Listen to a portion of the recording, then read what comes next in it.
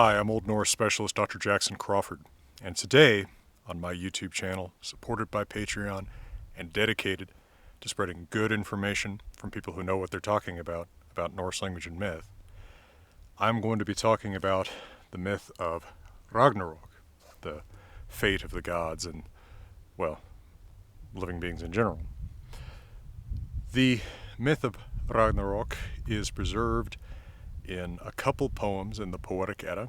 We have Völuspá in two versions, the version from the Codex Regius manuscript, or Konungsbók, and the version from the Völuspá manuscript. And then there is a Våluspá, preserved chiefly in the Codex Regius manuscript. And then we have Snorri Sturluson's Prose Edda, or Younger Edda, in which he explained or expanded upon some of those poems, quoted them, and then also brought in other information from other poems that are lost to us. So what I want to do in just a short series that I'll call the Ragnarok Files is I want to look at different places where the myth of Ragnarok occurs and go in detail into what is said there in Old Norse, because I think there's a lot of misconceptions about just how specific this myth is, right? I hear people who say, well, Ragnarok is predicted in Viking Age sources to occur on whatever date, and there's nothing like that. There are signs that Ragnarok will come, but no indication of specifically when. In fact, it would be very unusual in an Old Norse source to have any sort of specificity about date or even year. So let's start the Ragnarok Files by looking at what is said about Ragnarok in the version of Völuspá in the Codex Regius manuscript.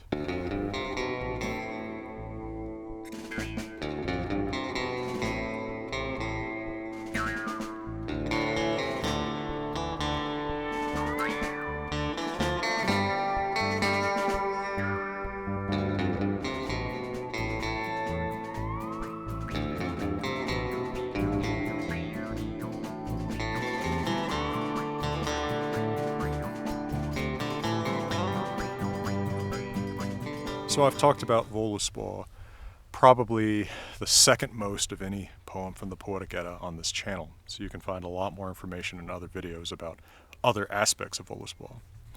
But it begins with a Völva, or witch, or seeress, who is explaining how the Norse cosmos was created.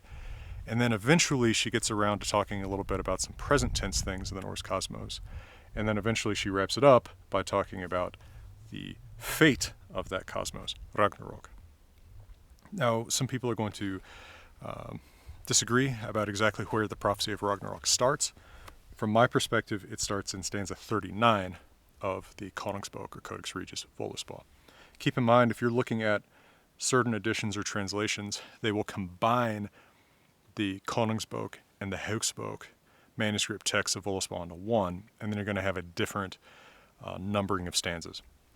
The numbering of my stanzas in my 2015 English translation of the Poetic Edda follows exclusively Konungsbók, and its text follows exclusively Konungsbók, except for a couple things that are sort of obvious corrections from Völuspá, which I'll mention from time to time here. So starting in stanza 39, Auster satt in aldna I jorn viði og huddi þar fenris kindir, verður af þeim ollum eina nokkur tungustjugari I trolls hami.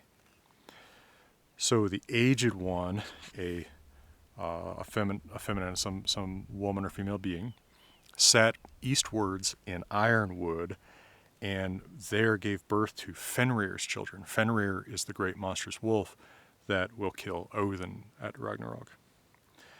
And a certain one of them, Nokkur Eina, comes from among them all, them Ollum, a moon's either drawer, tugas to draw, to pull, or perhaps a pitchforker. That is what tugari means in modern Icelandic, is a pitchfork, so maybe he pitches it out of the sky, perhaps another option there. In a troll's skin, a troll's likeness. And troll, very vague general word in Old Norse, generally just kind of meaning supernatural creature of evil that is humanoid one way or another. Stanza 40.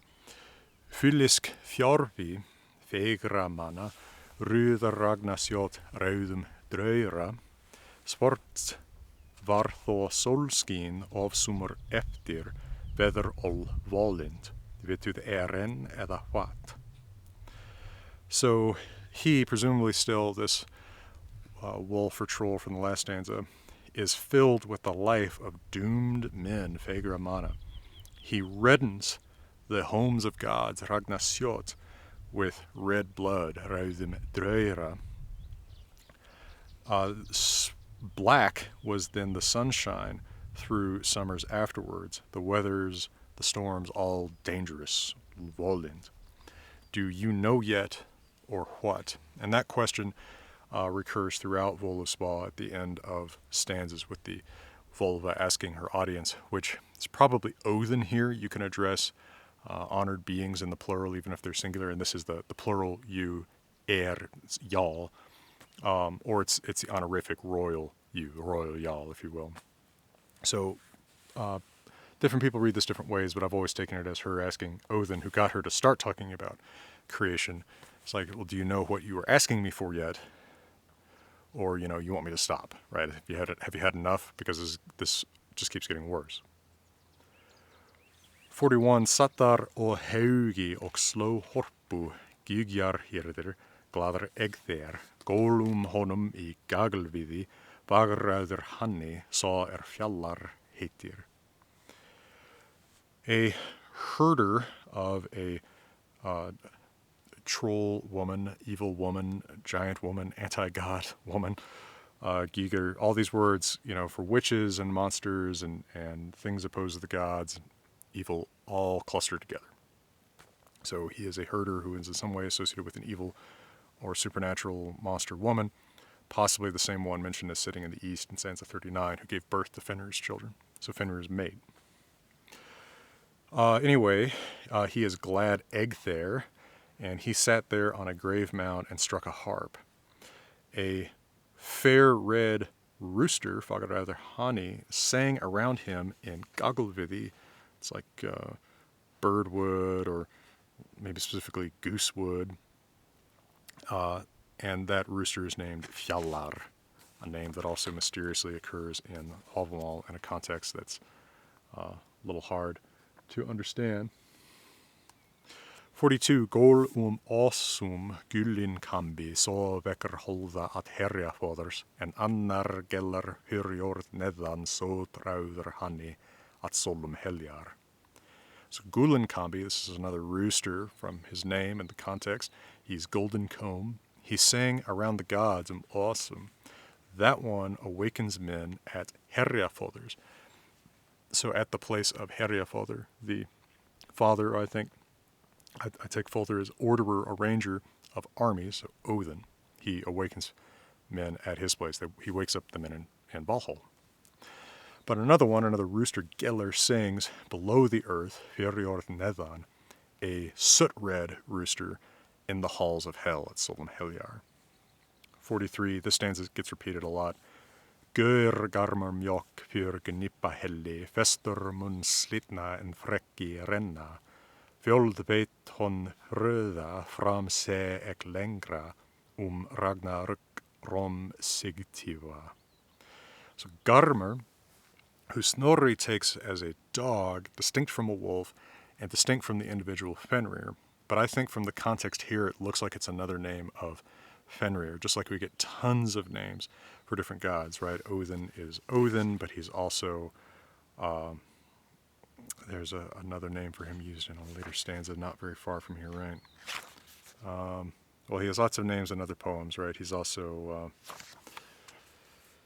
Hrofr. Actually, that's the one that's for him, right? Yeah, in stanza 60, he's Hrofr. Or just like Loki is Hveðrungr later in this very poem. I think Garmr is just another name for Fenrir that alliterates with the words that are needed here, Gaur and Gnipaheli. Snorri can make mistakes because he wants to preserve all of this data. He doesn't want his original sources to contradict each other, even though they do, and even though he knows that lots of beings are known by different names. Maybe there was no one there to explain that Garmr was different from Fenrir. And maybe they're not. Maybe they are two different canines, but then you have to explain why there's two different canines who were chained up, whose getting free from their chains is a sign that Ragnarok is coming, and I think that's more economical to assume there's one canine like that. At any rate, Garmr, or Fenrir, an evil canine, barks much in front of Gnipahillir, a cave. And remember, Fenrir is trapped in a cave. That's a story that we know from most completely from Snorri's Prose Edda. The bond, the chain holding him, will break when Slitna, and the monster will run, the wolf will run. She knows a great deal of lore, Fjolfrida. I see further ahead. By the way, the hon in line 5 and the I, ek, in line 6, the she and the I are the same person. The vulva or cirrus goes back and forth between referring to herself as I and she. In my published translation, I just put it all as I because it gets confusing for English language readers to think of one person referring to herself in third person and first person in the same breath. So I see further forward about the mighty fate, Rom Rok, of the gods, Ragna, of the victory gods, Sig Tiva. Stanza 44 is one of the justly most famous stanzas about Ragnarok. I'll come right back to this right after a quick word from my friends and partners at Grimfrost.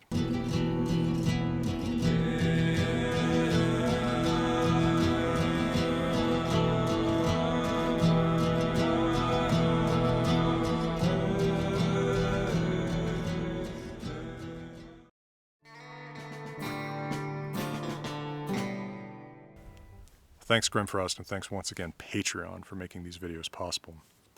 Stanza 44. Bröder munu berjask och at bonum verdask. Munu systrungar sivjum spilla. Hart i heimi. Hordomr mikil. Skeggold skolmold. Skilderu klopnir. Vindold vargold. Åder verld støypisk. Mun engi mader. Ådrum thyrma. Brothers will fight one another, berjask, and become one another's killers at bonum verdask. Relatives, sistrungar, will break the peace of relatives. It is hard in the world, hart hemi, a great age of whoredom, of adultery, mikil whoredomer. An axe age, skegel, the sword age, skolmold. Shields are cloven, skilleru klovnir.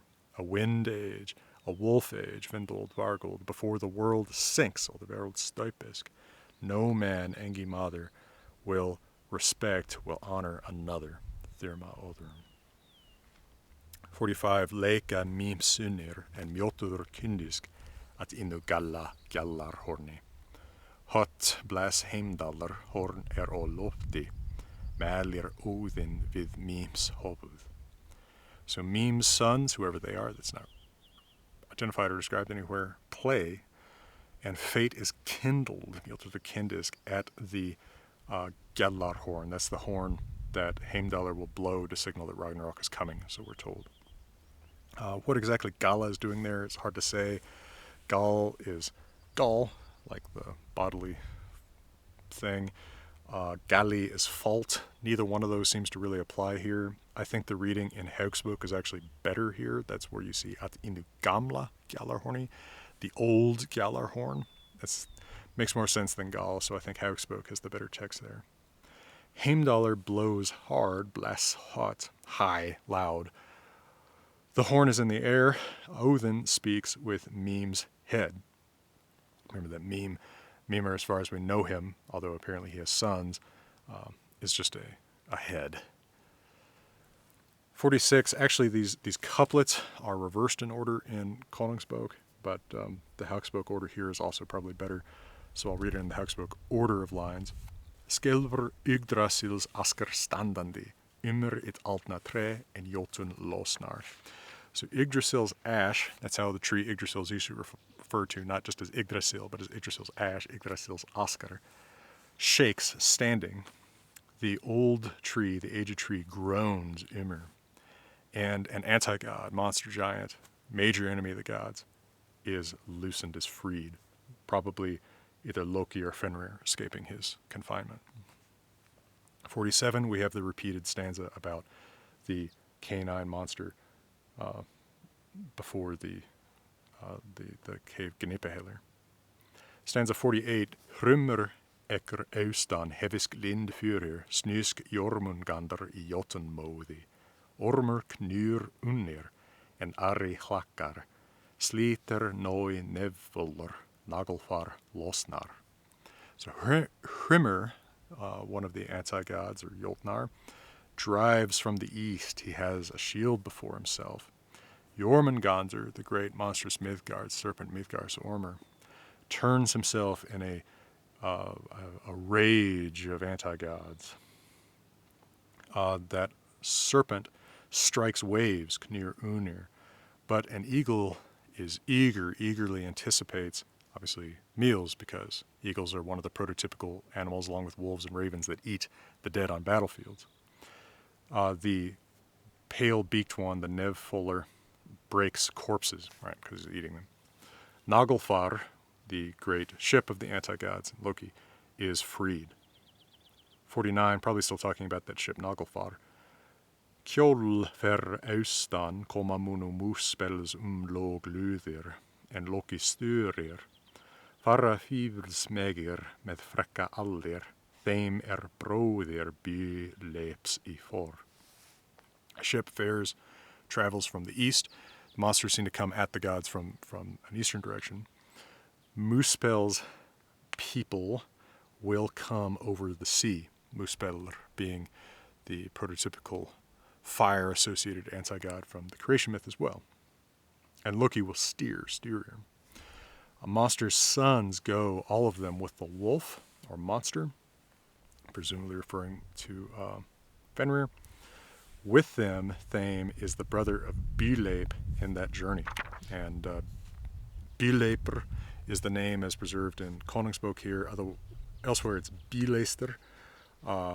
It's often corrected to that, but just so you can see what that name is here. We know nothing about Byleipr or Byleistr other than that his name is used as a name for Loki, being Byleip's brother, right? We get that alliterating B name for Loki when we need him to alliterate with B's.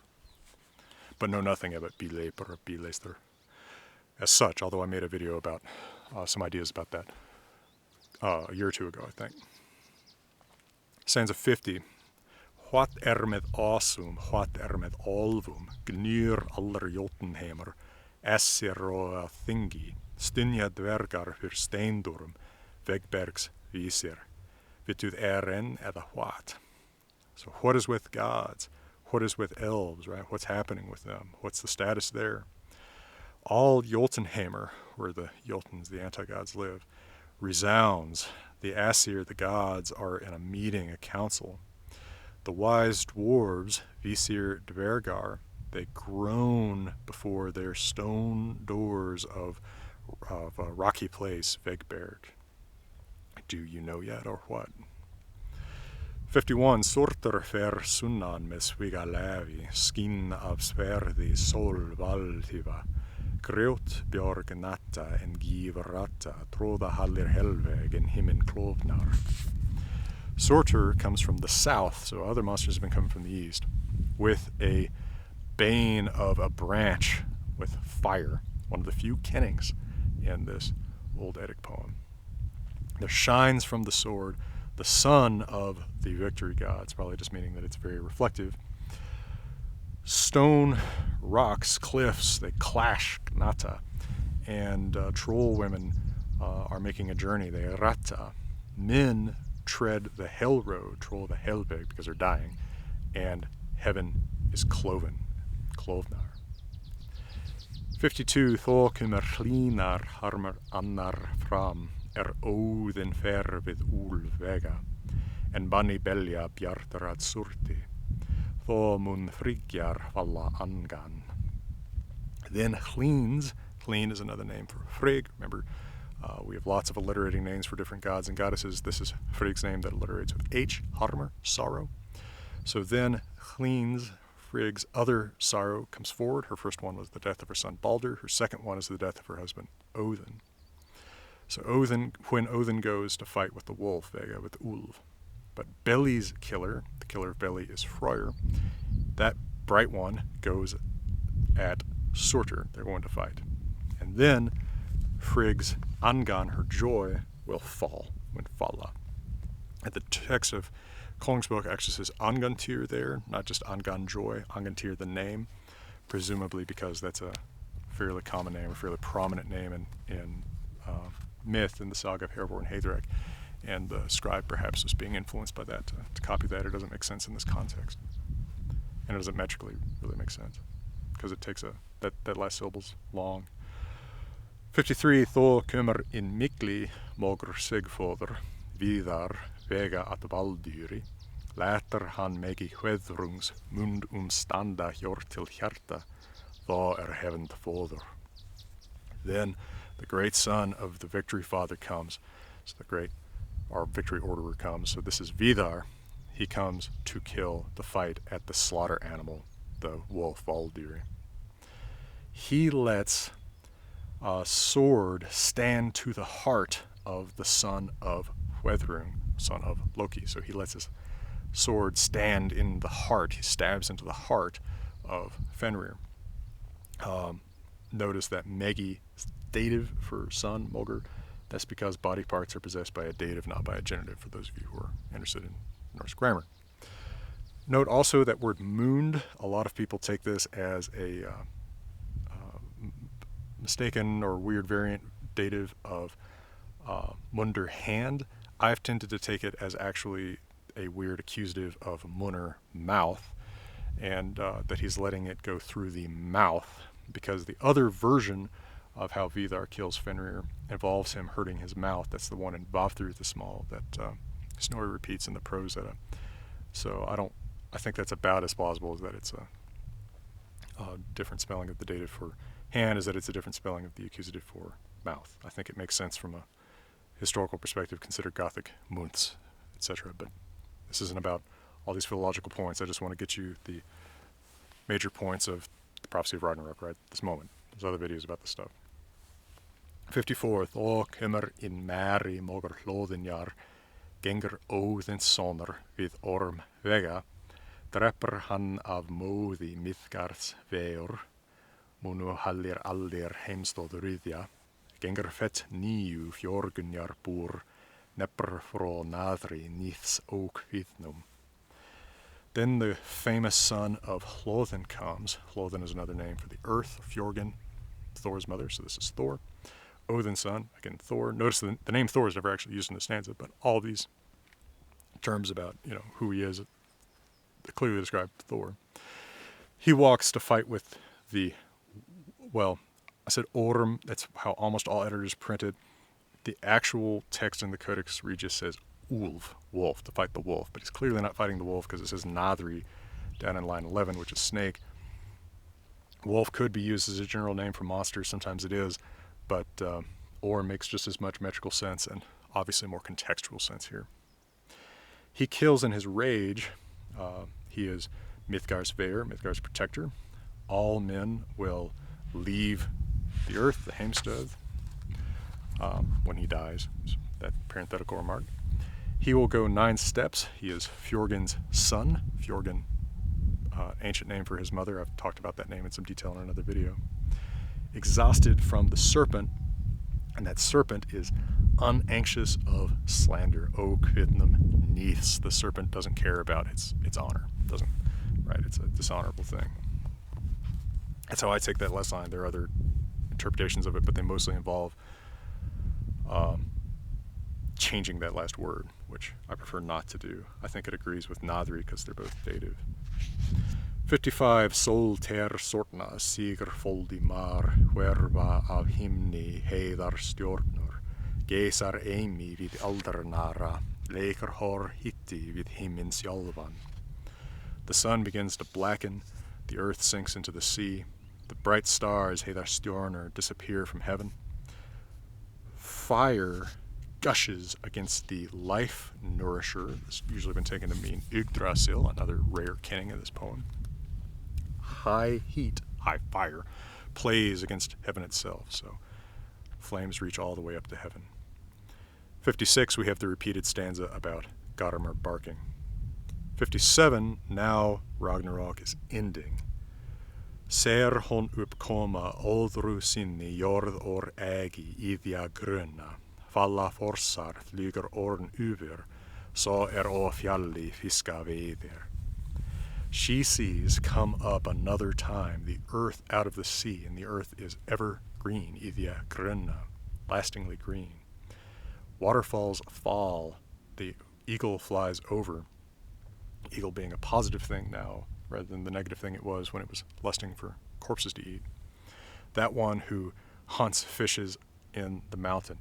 Now the eagle is fishing rather than eating dead men. There's no more men fallen from battle here anymore, right? I think that's a little bit of a subtle parallelism, but I think that the eagle, negative during Ragnarok, positive after Ragnarok, is an interesting one to note here. 58. Finnask äsir och idabelli och moldthinnor mat kan döma och minnask thar och megendoma och å fimbultys forna runar. The Aesir, the surviving ones, or reincarnated or resurrected ones, it's hard to tell exactly what the mechanism is here, right? Because why is Baldur back, who died before Ragnarok, but Odin isn't, who died during Ragnarok? That is never explained. We just have to come up with our own ideas about that. The Aesir gods, they meet on Idavollr, a place that they were in the beginning myth, that's earlier in Völuspá, and they judge about mighty Moldthinner, the earth's outer net lining, right, which is, of course, Midgard's Ormur, just a kind of clever name-kitting for him. And they remember there about great things and about Fimbultyr, mighty gods, that's Odin's ancient runes. 59. Thar munu eftir undersamligar gulnar tovlor I grassi finnask, thars I ordaga ottar hovdu. There they will, there will be afterwards wonderful golden gaming pieces found in the grass, finnaski grassi, those which in ancient days they had. Notice the past participle for grammar people, ottar, is inflected to agree with this feminine accusative plural object.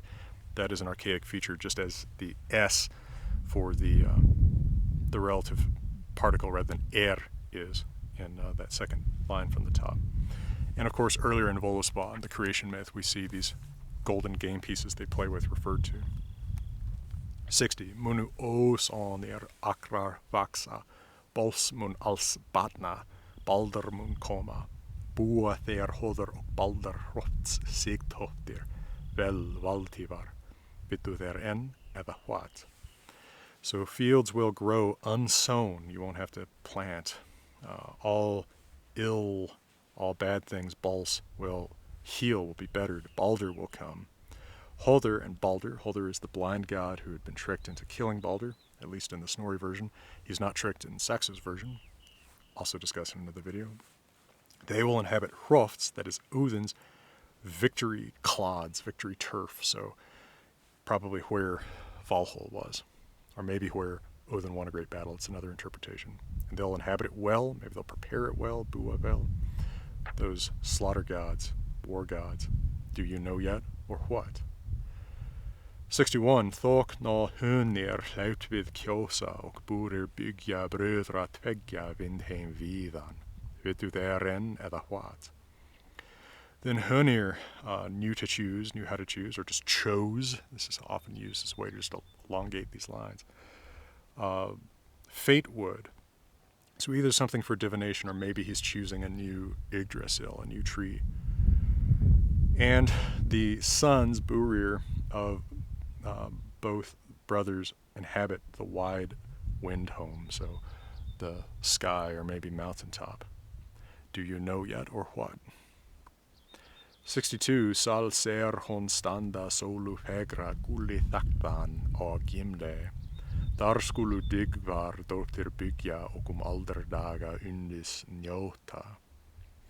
So she sees, I see, it's still the vulva talking. I see standing a hall fairer than the sun, roofed with gold at Gimle, fire shelter.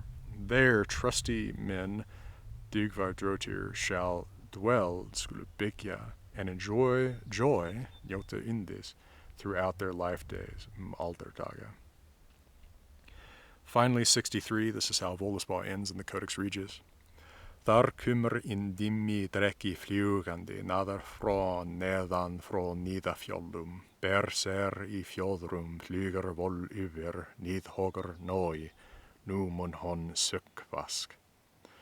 There comes the dim dragon flying, the shining serpent down from the Nidafjord, the Nida mountains, the dark mountains. He bears in his feathers, he flies over the valley.